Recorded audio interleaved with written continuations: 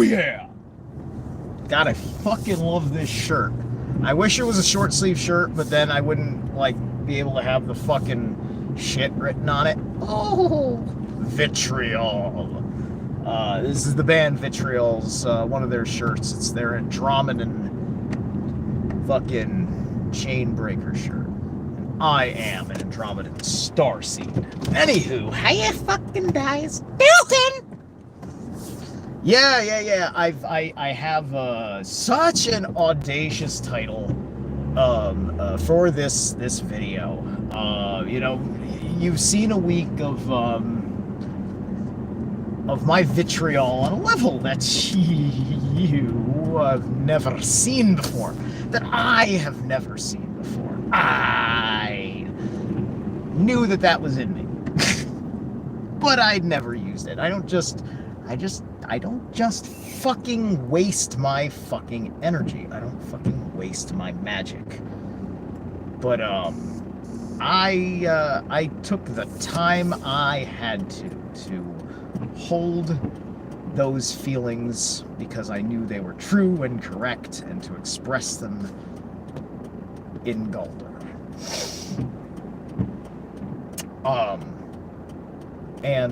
You know, you guys, if any of you have watched my videos from yesterday, or at least my one video from yesterday, the last one, you know, like the whole situation with my Cherie helped lift a lot of weight off of my chest.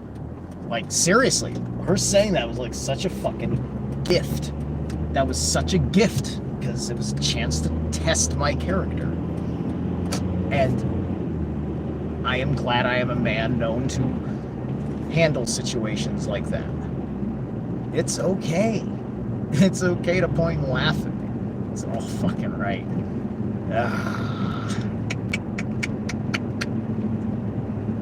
Because I know.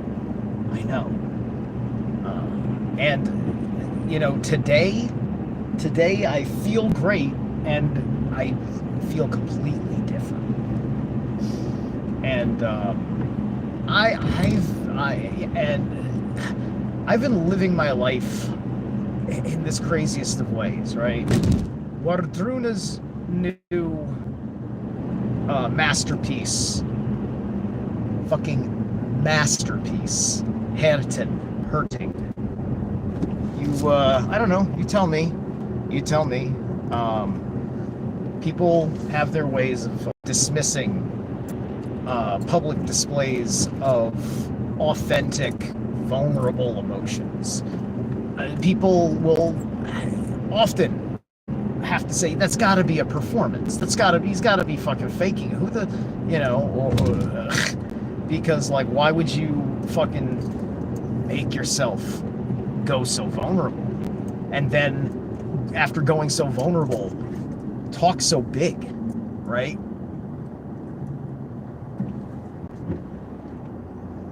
You know, because I was as vulnerable as I was big during this vitriol. Fool. I see, Mitch. Have I been gifted my first troll, or are you making a deeper point and having a constructive conversation? Let me know. Let me know if you're the first person to come to somebody's fucking aid. Whose aid have you come to? Have you come to my aid? Have you come to my enemy's aid? What do you mean, fool? I would love your context, because I am a rational person. But every fucking rational person is also a man like any other with feelings. And if you're gonna have your feelings, which are precious and you have to have them, you're going to have your triggers. And you catch your triggers when they happen, you deal with them face on, and you iron them out. And some triggers, it's not even the trigger is always the exact same. It's always the exact same. But it's the intensity, right? There was the small insult that hurt my feelings also intuitively brought context together by being the anomalous event, right? I don't expect people that I know to be that way. Feelings? You're Thor, you're Odin. What is this blasphemy? Are you saying the gods don't have feelings? Did you read The Dreams of Balder? Did you read, or did any, maybe you did read it. Maybe that's the fucking problem, is that you don't believe in the oral tradition and no one told you the sad tale of Balder. Like Balder. The gods are feelings. Your feelings are the gods, you fucking atheist.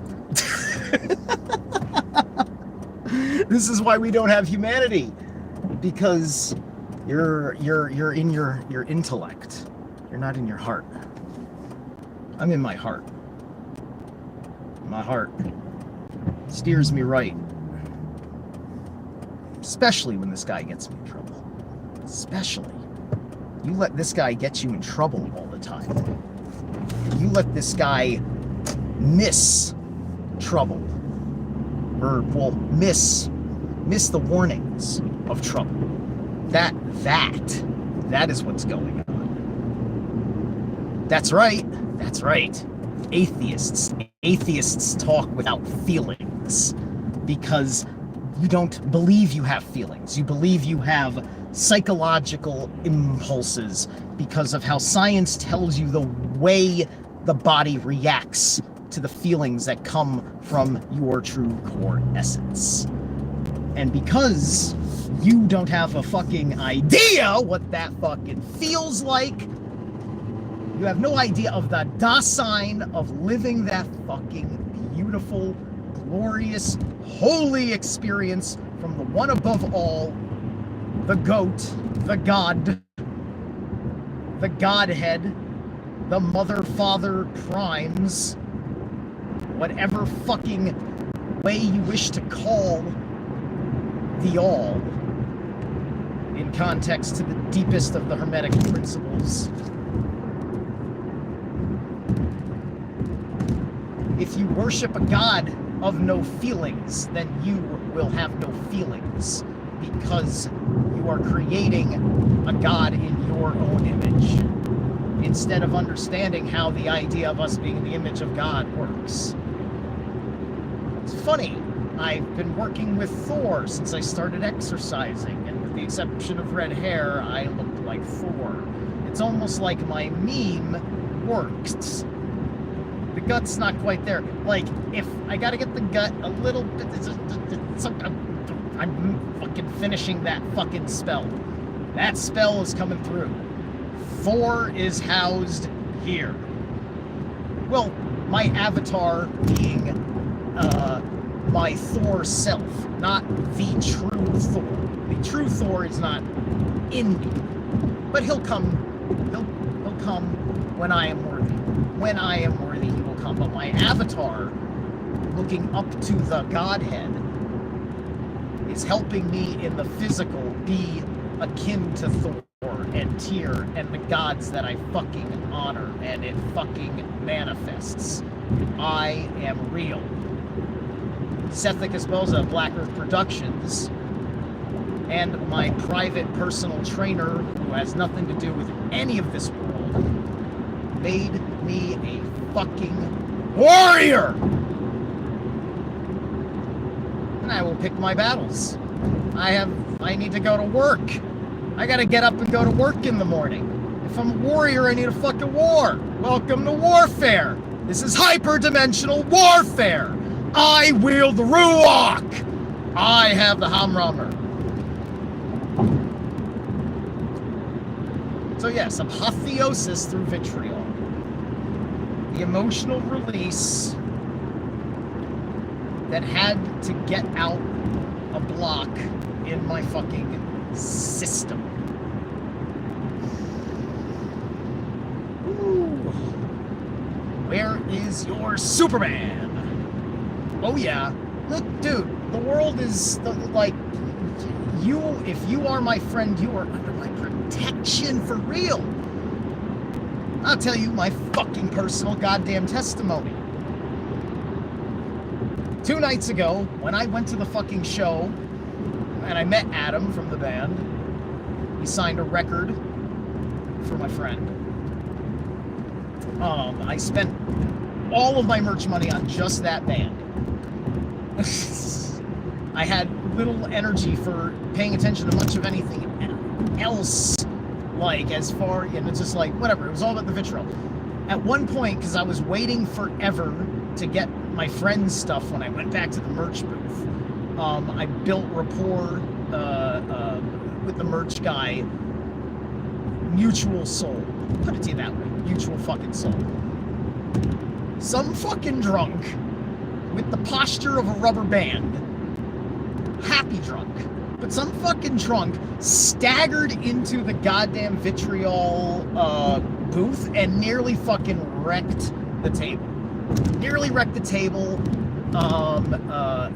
Things got a little knocked over. I caught him and the stuff, and me and a stranger fucking bodyguarded him and walked him for fucking 10 minutes or something. Not 10 minutes, but just slow, careful, trying to wield this buffoon, like, to sit down and do safety and just like it was just like, oh my god, this guy wants to be a real piece of work. Right? But I'm looking at him, just like, he's so happy. He's the happiest fucking drunk. He's metalhead. I bet this is a fucking sweetheart of a human being with a hard life. And, so, all anybody wanted to do was the right thing. He didn't want to cause trouble. He just wanted the moment to fucking love him. I think that's what he wanted. Right? Just like, if I give it all up, I could feel fucking love from everybody just by smiling no matter what happens. And who knows what fucking insecurities the poor guy's going on. I touch him with my warm, healing hands. And I make sure that his head is fucking supported, because the idiot probably would have literally knocked back and possibly knocked his crown. So, just like, but he unfortunately, after he sat down, he got right back up. Tried to steer him, couldn't work, had to get security involved, but we told security to be super fucking kind with him. He's just drunk and happy and out of his mind. Just fucking, take care of him. We all like him, right? It was that kind of thing. It's just, whatever, man. People are going through what they go through. Extreme metal is the shadow work of the world. It's incredible what you go through the visceral reactions, when you hold true to your authenticity, and you do within your all to hold composure, and that power comes back to you when you upgrade, and you upgrade. Apotheosis. You upgrade.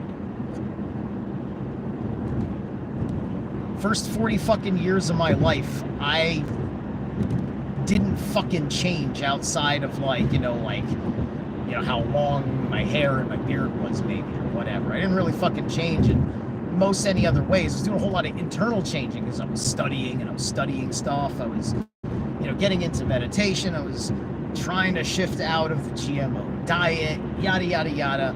Long, hard fucking work. And I didn't come this far to get my throat cut. That's okay. I'm devastated, but I saved myself from a worse disappointment. I just got it all out. It's like, really? All right. You're going to do that without personal communication with me first? After private conversations we've all had? Then you've got an ulterior motive, and you use that ulterior motive on me. and you just shattered trust.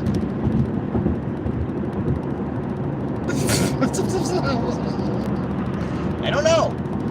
I did it that way because also back in my mind I said no, he's a good fucking man, he's just being a fool, but he's a good man. But I have to drive this fucking wedge because he will believe lies about me because of the people holding the integrity of their narrative about the dude who didn't get a fair hearing. You know? And unfortunately, there's no fucking court that is going to make that better. Unless that court is forged in a call for justice. That's unfortunately the only way. And we all got to deal with the Grabbler's courtroom. But we can also make a world where we can settle our disputes in the old ways of proper honor, proper scientific method of investigation. And do things where we know who somebody really is if we're going to fling serious accusations about what fucking happened and act like they matter that much at all, and then just start tearing down the man's work because you didn't trust him on a fucking deal, and nobody stopped to double check that you understood what fucking happened. And the most rational argument I've heard thus far was from James as an impartiality. Yeah, I can be your friend, but also impartial.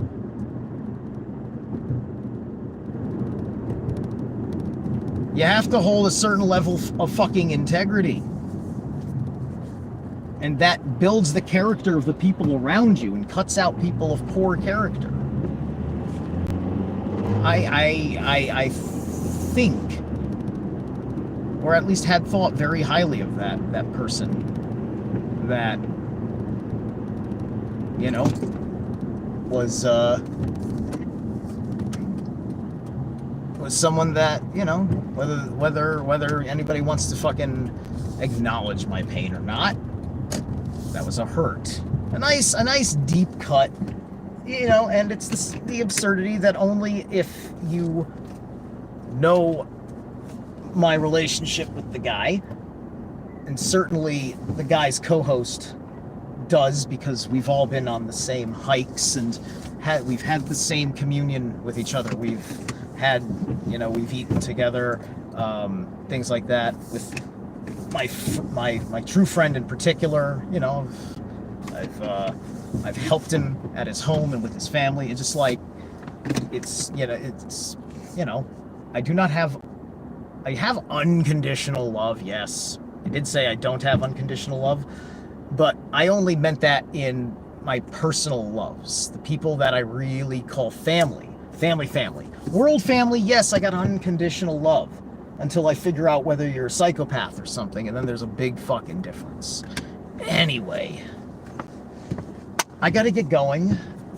Strive for this, because I can't do this on my own, and no king is an island. Return of the King.